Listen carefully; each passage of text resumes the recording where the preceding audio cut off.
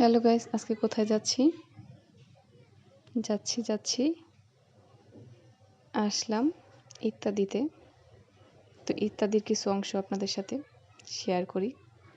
যদিও ক্যামেরা নিষেধ ছিল, তারপর যেটুকু ধারণ করা গিয়েছে সেটুকুই। তো ছোটবেলা শুধু টিভিতে দেখতাম হানিফ সংকেতকে।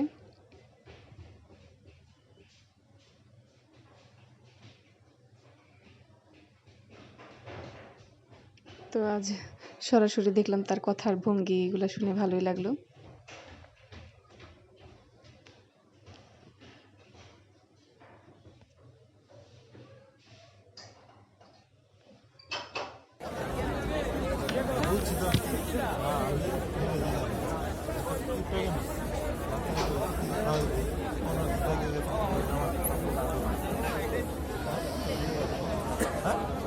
আমরা খাবো